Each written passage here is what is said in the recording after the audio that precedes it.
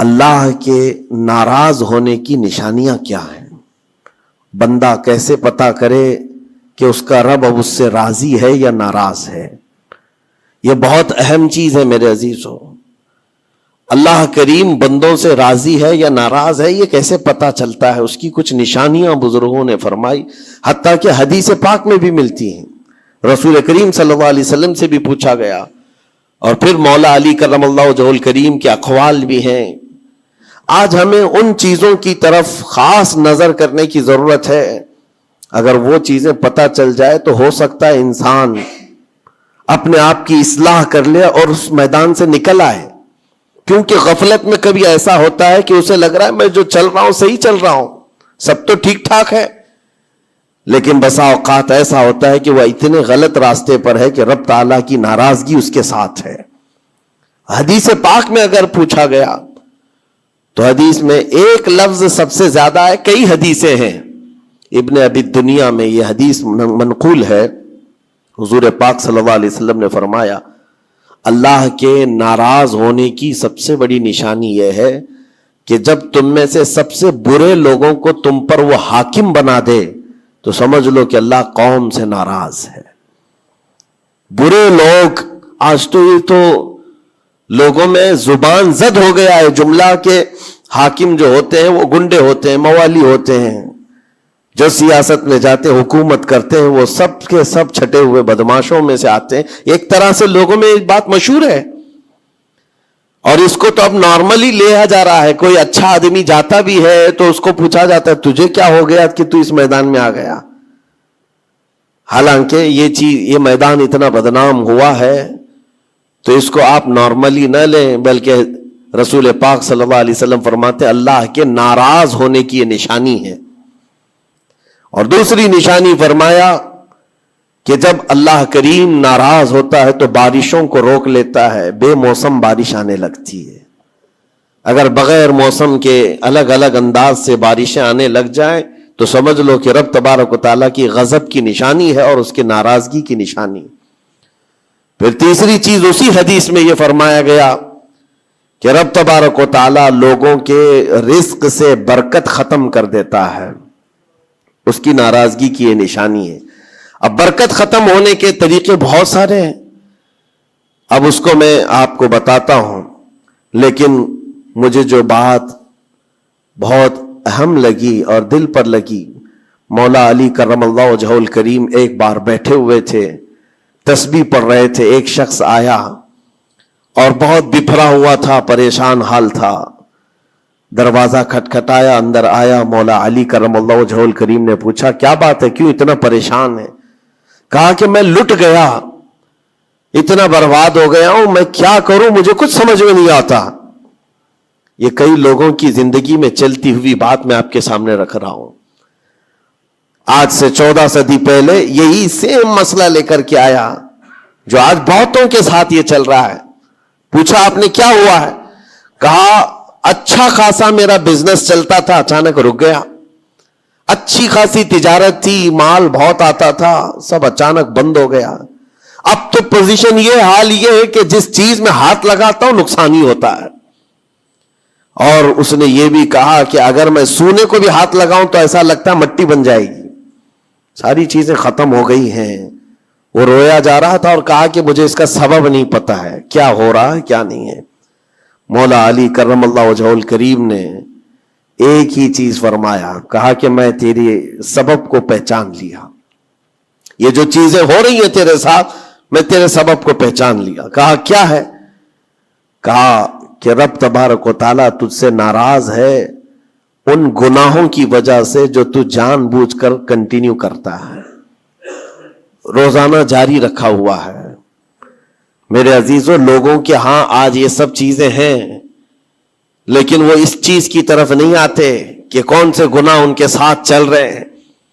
جب بندہ گناہوں پر مصر ہو جاتا ہے، اصرار کا مطلب کنٹینیو کر رہا ہے، تو یہ نشانی ہے. خاص طور پر مولا علی کرم اللہ وجہہ الکریم نے فرمایا کہ اس کا رب اس سے ناراض ہے. اللہ ناراض ہے، اس کو توبہ کی توفیق نہیں مل رہی ہے، اس کو باز آنے کا موقع نہیں مل رہا ہے. اس نے پوچھا کہ میں کیسے پتہ کروں کہ کون سے گناہ چل رہے ہیں اور کن گناہوں کی وجہ سے میرے رزق کی برکت ختم ہو رہی ہے؟ حضرت مولا علی کرم اللہ وجہہ الکریم نے فرمایا کہ تجھے پتہ ہے، احساس کرنا ہوگا، احتساب کرنا ہوگا. کچھ چیزیں ایسی ہیں جن کو تو روز کر رہا ہے.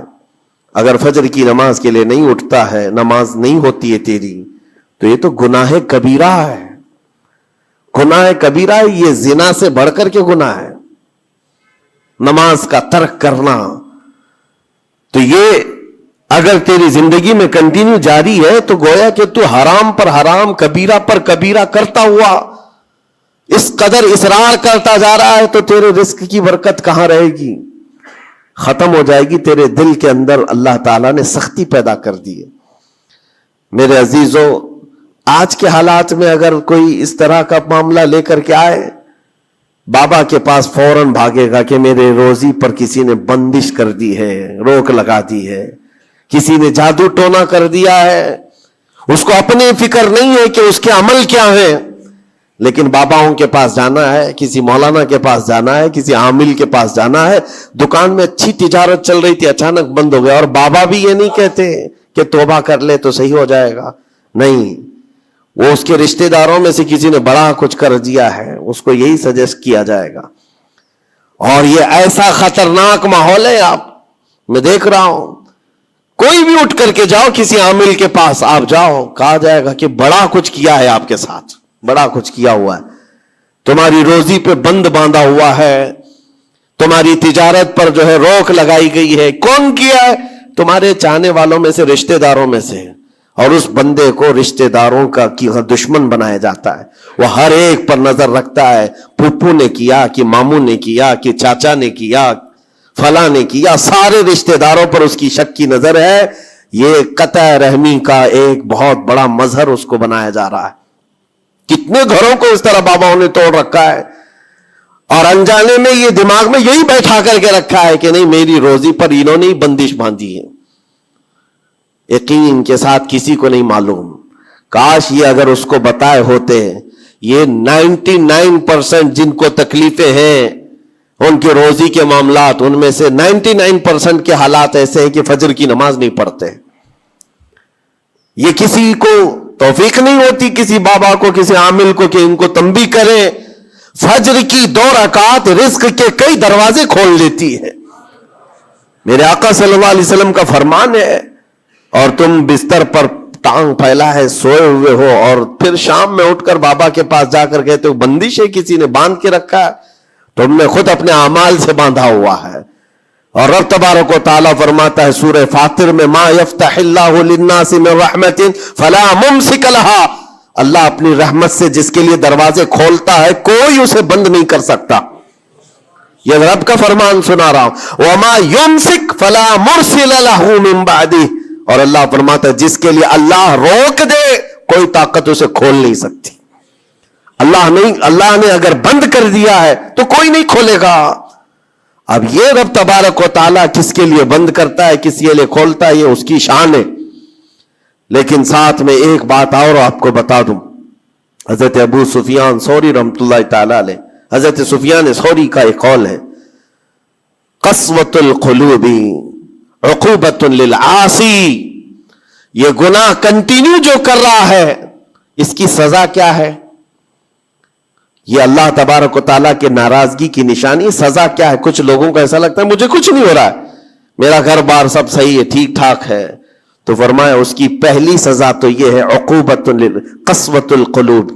یعنی جو کنٹینیو گناہ کرتا ہے، رب تعالیٰ اس کا دل پتھر کی طرح بناتا ہے، سخت ہو جاتا ہے اس کا دل.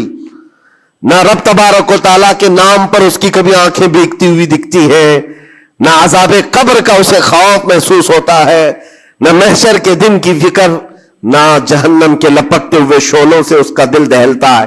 نہیں، دل سخت ہو گیا ہے. گناہوں پر جو بندہ کنٹینیو اصرار کرتا جاتا ہے، اس کا دل سخت کر دیا جاتا ہے. یہ رب تبارک و تعالیٰ کے ناراض ہونے کی نشانی ہے، غضبناک ہونے کی نشانی ہے. اور ایک نشانی یہ فرمائی ہے تابعین نے فرمایا کہ اگر بندے کو عبادت کرنے میں مزہ نہیں آتا تو سمجھ لو کہ رب تعالیٰ اس سے ناراض ہے اور توفیق چھین لیا.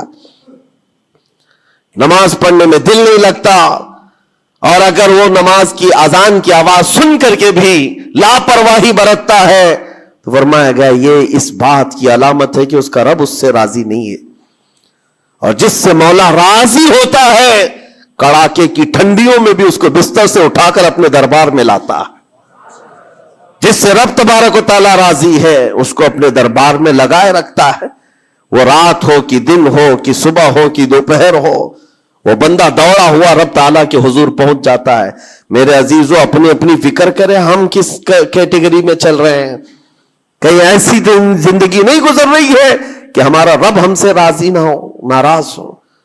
پھر پوچھا گیا کہ اگر اللہ تبارک و تعالیٰ ناراض ہے تو پھر دولت کی ریل پیل گھر بار ساری چیزیں ہیں. فرمائے یہ بھی ایک نشانی اللہ کی ناراضگی کی کہ گناہ کنٹینیو ہونے کے باوجود اگر تمہارے مال میں کمی نہیں آ رہی ہے روزانہ بڑھتا جا رہا ہے تو خوف کھاؤ کہ اللہ بڑے عذاب کا تمہارے لیے تیاری فرما رہا ہے. آخرت میں تمہارا کوئی حصہ نہیں ہوگا سب کچھ دنیا میں دے دیا جائے گا اور تمہارے لیے بڑے عذاب کی تیاری ہو رہی ہے. اگر گناہوں کی وجہ سے پکڑ نہیں ہوئی اور تمہارا مال اور یہ ساری چیزیں چل رہی ہیں تو یہ اس بات کی علامت ہے کہ بڑے عذاب کی تیاری ہے. عزیزان گرامی وقار کوئی اس بات کے لیے خوشحال ہو کر کے نہ رہ جائے کہ میرا تو کچھ نہیں ہے سب کچھ اچھا چل رہا ہے. گناہ بھی کر رہا ہوں جھوٹ بھی بول رہا ہوں نعوذ باللہ من ذالک. آنکھیں بھی بدکاری کر رہی ہیں کچھ تو زنا میں بھی ہیں کچھ ڈکیت میں بھی ہیں چوری میں ہیں پتہ نہیں کیسی کیسی بلاؤں میں مبتلا ہیں لیکن ان کا حال یہ ہے کہ نہیں ٹھیک ہے دولت کی ریل پیل سب اچھا خاصا ہے مال سب کچھ فراوانی ہے. تو یہ مت سمجھنا قرآن کہتا ہے وَلَا يَحْسَبَنَّ الَّذِينَ يَبْخَلُونَ بِمَا آتَاهُمُ اللَّهُ مِنْ فَضْلِهِ. ایک جگہ وَلَا يَحْسَبَنَّ الَّذِينَ كَفَرُوا أَنَّمَا نُمْلِي لَهُمْ خَيْرٌ لِأَنفُسِهِمْ إِنَّمَا نُمْلِي لَهُمْ لِيَزْدَادُوا إِثْمًا وَلَهُمْ عَذَابٌ مُهِينٌ. اللہ فرماتا ہے جو لوگ ہم سے دور ہو رہے ہیں وہ یہ مت سمجھیں کہ اللہ تعالیٰ کے بارگاہ میں وہ اچھا کر رہے ہیں بلکہ رب تعالیٰ فرماتا ہے انما نملی لہم ہم ان کو ڈھیل اس لیے دے رہے تاکہ وہ اور گناہ کر لیں لیزدادوا اسما اور گناہ کر لیں. پھر ایک دن اچانک دردناک ذلت والا عذاب ہوگا ذلت والا عذاب ہوگا. قرآن پاک میں رب تعالیٰ فرماتا وَلَا تَكُونُوا كَالَّذِينَ نَسُوا اللَّهَ فَأَنسَاهُمْ أَنفُسَهُمْ.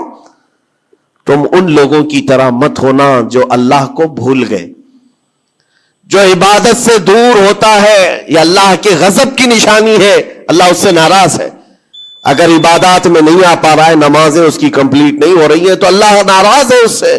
اور قرآن میں رب تعالیٰ فرماتا ہے یہ سورہ حشر کی آخری آیتوں میں سے ہے مشہور آیت وَلَا تَكُونُوا كَالَّذِينَ نَسُوا اللَّهَ جو اللہ کو بھول گئے تھے ویسے مت بنو ورنہ کیا ہوگا. رب فرماتا فَأَنسَاهُمْ أَنفُسَهُمْ اللہ ان کو خود اپنے آپ کو بھلا دے گا. یعنی تمہیں ایسا بنا دیا جائے گا کہ تم کو خود یاد نہیں ہوگا تم کون ہو بھول جاؤ گے. قیامت کے دن بھی ایسے بہت ہوں گے جن کو خود پتا نہیں ہوگا کہ کیا تھے بلکہ مرنے کے وقت بھی کئی لوگ اپنا نام تک بھول جاتے ہیں. ان سے پوچھا جائے اسی لیے تو کلمہ پڑھنے کی تلقین کی جاتی ہے کہ آپ وہاں بیٹھ کر کے کلمہ پڑھتے رہو ورنہ وہ بھولتا چلا جائے گا بھولتا چلا جائے گا. ایسی کیفیت میں آتا ہے بندہ کہ وہ خود اپنے آپ کو بھول جاتا ہے. اور رب تعالیٰ فرماتا ہے کہ جن لوگوں نے اللہ کو بھلا دیا اللہ ان کو بھلا دے گا خود کا. ان کی ذات ایسی بن جائے گی کہ وہ خود اپنے آپ کو بھول چکے ہوں گے. عزیزان گرامی وقار جو نشانیاں بتائی گئی ہیں ان کو چن چن کر کے دیکھو کہیں میری زندگی میں آ تو نہیں گئی ہیں. دل کا سخت ہونا یہ بہت بڑی علامت ہے. اور دل سخت ہے یہ کیسے پتا چلے. فرمایا گیا کہ مسجد میں اگر زیادہ دیر بیٹھنے کی خواہش نہیں ہوتی ہے تو دل کالا ہے. اگر قرآن پڑھنے میں دل نہیں لگتا ہے تو دل سخت ہو چکا ہے. اٹھاؤ قرآن ہاتھ میں دیکھو کتنی دیر پڑھ سکتے ہو اور موبائل کو گھنٹوں چلا سکتے ہو. موبائل کی اسکرین پر تم آنکھیں جمائے بیٹھے رہتے ہو جبکہ اسی موبائل میں قرآن بھی ہے لیکن وہ کھلتا نہیں ہے. اور قرآن اگر نہیں کھل پا رہا ہے تم سے اور صفحہ 2 صفحہ نہیں پڑھ پا رہے ہو تو تمہارا دل کالا ہو چکا ہے, دل سخت ہے. یہ 3 علامتیں تو مشہور ہیں فرمائی گئی کہ اور تیسری بات یہ ہے کہ تمہارے جیب میں پیسے ہوں اور کوئی سائل اور فقیر آیا اور تم اس کے لیے صدقہ نہیں کر پا رہے ہو تو دل تمہارا پتھر ہو چکا ہے. یہ دل کے سختی کی علامت ہے. اور قسوۃ القلوب عقوبۃ للعاصی, یہ کہا گیا ہے دل کا سخت ہونا یہ تو رب کی طرف سے بہت بڑی سزا ہے, بہت بڑی سزا ہے. گنہگار کی سزا یہاں سے شروع ہوتی ہے. اور پھر آپ کو ایسا لگ رہا ہوگا کہ دل سخت ہو گیا ہے تو کیا ہوگا, اس کو ہلکے میں نہ لیں, ہلکے میں نہ لیں. فرمایا گیا کہ جب دل سخت ہو جاتا ہے تو بندہ کفر تک بھی جا سکتا ہے, کفر تک بھی جا سکتا ہے. دل کی سختی اس کو کفر بھی لے جاتی ہے. بلکہ بزرگوں نے یہاں تک فرمایا کہ جب بندے کا دل سخت ہو جاتا ہے تو اس کے نزدیک ماں سے زنا بھی ہلکا لگتا ہے, بیٹی سے زنا بھی اس کے لیے ہلکی چیز ہے. دل سخت ہے تو جانوروں سے زیادہ ذلیل کام کرنے کو بھی آسان سمجھتا. دل کی سختی اس کو بھیانک گناہوں کی طرف لے جاتی ہے جس کی سوچ بھی نہیں کر سکتے. اسی لیے میرے عزیزوں وہ دل کی سختیاں آنے سے پہلے اپنے رب کو راضی کر لیں, وہ رحمان کو راضی کر لیں. آج کے ان حالات کو دیکھ کر کے یہ سب محسوس ہونے لگتا ہے کہ کہیں رب ناراض تو نہیں ہے بندوں سے. دعائیں کثرت سے ہوتی ہیں, ہماری دعائیں کہاں جا رہی ہیں؟ اور ظالموں کا ظلم بڑھتا چلا جا رہا ہے. شریر اور فسادی لوگوں کو ہماری گردنوں پر حاکم بنایا گیا ہے. یہ سب رب تعالیٰ کے غضب کے علامات ہیں. اجتماعی توبہ ہو, اور توبہ کا بھی مطلب یہ نہیں ہے کہ دونوں گال پہ ہم تھپڑ مار کر کے نکل جائیں. زندگی پر اس توبہ کے اثرات کا اظہار ہونا چاہیے. آج رات کو توبہ کیا ہے, رب تعالیٰ کے حضور سچی توبہ کیا ہے تو کل اس کی زندگی میں تبدیلی تو آئے. رات بھر توبہ کرتا رہا اور فجر میں سو رہا ہے تو کوئی تبدیلی نہیں آئی, یعنی تم نے دل سے اللہ کی بارگاہ میں توبہ ہی نہیں کیا ہے, نہ ہی تمہارے چال چلن میں کوئی فرق آیا. یہ توبہ نہیں ہے. تھپڑ تو 1000 بار مار لو, اس کو توبہ نہیں کہا جاتا. توبہ عزم مصمم کا نام ہے, اور اللہ تبارک و تعالیٰ کو راضی کرنے والی توبہ وہی ہے جو عزم مصمم کے ساتھ ہوتی ہے. جانتے ہو سیدنا عمر فاروق رضی اللہ تعالیٰ عنہ, ان کا دور وہ ایک ایسے رعب و دبدبے کا دور ہے. ایک شخص ایک دکان سے یا گھر سے شراب کی بوتل لیا اور نکلا باہر. شراب کی بوتل لے کر کے حضرت عمر فاروق رضی اللہ تعالیٰ عنہ راستے پر آ رہے تھے, آپ کی نظر پڑ گئی, اس نے بوتل چھپا لیا. شراب کے ساتھ پکڑا جاتا, ابھی کوڑے بھی مارے جاتے اور ذلیل بھی ہوتا. حضرت عمر جیسے بڑھتے آ گئے, اس کی ہیبت بھی بڑھتی چلی گئی. کیا ہوگا کیا ہوگا, بچ بچا کے نکل جاؤں نہیں, لیکن سیدھے وہ سامنے آ کے کھڑے ہو گئے. کہا کہ کہاں سے؟ کہا یہیں سے آ رہا ہوں. کیا ہے جس کو تم بغل میں چھپائے جا رہے ہو؟ جس چیز کو چھپا رہا تھا اسی چیز کا سوال کیا انہوں نے. اس بندے نے کہا کچھ نہیں امیر المومنین, دودھ کی بوتل ہے, دودھ کی بوتل ہے, میں چھپایا ہوا ہوں, آپ آ رہے تھے آپ کی عظمت میں. حضرت عمر فاروق رضی اللہ تعالیٰ عنہ کی دوربین نظر جانتی تھی. آپ نے کہا دودھ کی بوتل ہو تو چھپانے کی ضرورت کیا ہے, نکالو باہر.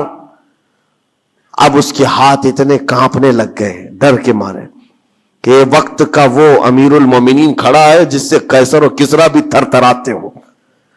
اب ان کے سامنے کیا بہانہ کیا جا سکتا ہے؟ اس نے بغل میں سے آہستے سے بوتل نکالی, آپ کے سامنے سر جھکا کر پیش کیا. حقیقت میں وہ دودھ کی ہی بوتل تھی, دودھ کی ہی بوتل تھی. یہ دیکھ کر اس کا سر چکرا گیا. شراب لے کر کے نکلا تھا اور بغل میں چھپایا بھی تھا امیر المومنین کے ڈر سے. حضرت عمر فاروق نے کہا کہ یہ دودھ کی بوتل ہے تو تیرے اندر اتنا ڈر اور سہم کس بات کا, سچ بتا. رونے لگ گیا, آپ کا دامن پکڑ کر کے کہا امیر المومنین سچ بتاؤں تو شراب کی بوتل لے کے نکلا تھا, لیکن جیسے ہی آپ پر نظر پڑی دل اتنا پسیج گیا, میں اندر سے رحمان کو پکارا, اے رب کریم آج تو عمر کے سامنے میری عزت بچا لے, کبھی ہاتھ نہ لگاؤں گا, شراب کبھی نہیں پیوں گا. دل سے میں نے پکارا, رب تعالیٰ نے میری عزت رکھ لی اور اس شراب کو دودھ میں بدل دیا. میرے عزیزوں، وہ ناراض ہوتا ہے تو جلدی راضی بھی ہوتا ہے، وہ راضی بھی ہوتا ہے. ایسا نہیں ہے کہ مولا تعالیٰ غضبناک ہے تو بندوں کو عذاب میں مبتلا کرے گا. ایک دعا کرو، ایک دعا کرو. رب تبارک و تعالیٰ کی بارگاہ میں جو مجھے بڑی لگی دل کو، جو میں آپ کے سامنے شیئر کر رہا ہوں، کبھی سجدے میں گر کر اس سے مولا سے اتنا کہو کہ اے رب، تیرے لیے بندے میرے علاوہ کروڑوں ہیں، میں ایک نہیں ہوں، تیرے تو کروڑوں بندے ہیں، لیکن مولا میرے لیے تو صرف تو ایک ہی ہے. میرے لیے تو صرف ایک ہی ہے جس کے سامنے جھک کر میں مانگ سکتا ہوں. تجھ سے جو منہ چھپاؤں تو کروں کس کے سامنے. رب تبارک و تعالیٰ کو یہ ادا پسند آتی ہے، کیونکہ یہ قرآن پاک میں حضرت عیسیٰ علیہ السلام کے ضمن میں بیان کی گئی ہے. اللہ تعالیٰ نے خود اس کو قرآن میں فرمایا، ان تعذبہم فإنہم عبادک وإن تغفر لہم فإنک انت العزیز الحکیم. عیسیٰ علیہ السلام نے اپنے امتیوں کے لیے اللہ کی بارگاہ میں یہ التجا کی تھی، مولا اگر تو ان کو عذاب دے گا تو تیرے ہی تو بندے ہیں، تیرے ہی تو بندے ہیں، اور اگر بخش دے گا تو تو غالب حکمت والا ہے، تیرے خزانے میں کوئی کمی نہیں ہونے والی ہے. عزیزان گرامی وقار، جن گناہوں پر زندگی گزر رہی ہے اس سے نکل آنا ضروری ہے. آج یا کل موت کا فرشتہ آ جائے گا. کہیں ایسا نہ ہو کہ اسی گناہوں کے دروازے پر ہمیں دستک دی جائے اور جو بندہ جس حال میں دنیا سے مرتا ہے پھر اسی حال میں اسے اٹھایا نہ جائے، ذلیل لوگوں میں اس کو قیامت کے دن اٹھایا نہ جائے. جانے کی تیاری تو ہونی چاہیے، اور جس طرح سے بھی ممکن ہو سکے توبہ کرو، اپنے اندر سے اور باہر سے صاف ہو جاؤ. اور رب تبارک و تعالیٰ کو راضی کرنے کے لیے توبہ سب سے بڑی چیز ہے، سب سے بڑی چیز ہے. میرا رب فرماتا ہے قرآن پاک میں، لا تقنطوا من رحمت اللہ، اللہ کی رحمت سے مایوس نہ ہو، وہ سارے گناہوں کو معاف کرے گا، بے شک اللہ غفور و رحیم ہے. لیکن آج جو اس کے ناراضگی کی نشانیاں ہیں اپنی زندگی میں ڈھونڈ ڈھونڈ کے نکال لو. اگر مجھ سے عبادت نہیں ہو رہی تو میرا رب ناراض ہے مجھ سے. میرے گھر میں تجارت پر روک لگی ہے تو میرا رب ناراض ہے. اور اگر مال و دولت کی کثرت ہے لیکن گناہ مجھ سے نہیں چھوٹ رہے ہیں تو پھر تو اللہ تعالیٰ ایک بڑے عذاب کی تیاری میں ہے. رب تبارک تعالیٰ ایک بڑا عذاب میرے لیے تیار رکھا ہے، بڑا عذاب میرے لیے تیار رکھا ہے. میرے ان گناہوں کی وجہ سے وہ سب کچھ مجھے دنیا میں دے رہا ہے. یہ ڈر کی بات ہے. اللہ تبارک و تعالیٰ کی بارگاہ میں دونوں چیزیں رکھے، اس کی بخشش کی امید بھی اور اس کے پکڑ کا خوف بھی. اور اس خوف اور امید کے بیچ میں جینے کا نام ایمان کی زندگی ہے. اللہ کریم ہم سب کو اس ایمان کی زندگی عطا فرمائے. رب تبارک و تعالیٰ ہم سب کو اپنے غضب سے دور رکھے، اس کی ناراضگی سے ہمیں دور رکھے. اللہ اے رب کریم اس وقت تک ہمیں تو دنیا سے نہ اٹھا جب تک تو ہم سے راضی نہ ہو جا. اے اللہ جب تک تو ہم سے راضی نہ ہو جا، اے اللہ جب تک تو ہم سے راضی نہ ہو جا. وصلی اللہ تعالی علی خیر خلق محمد وآلہ وصحبہ اجمعین، وآخر دعوانا الحمد للہ رب العالمین. السلام علیکم.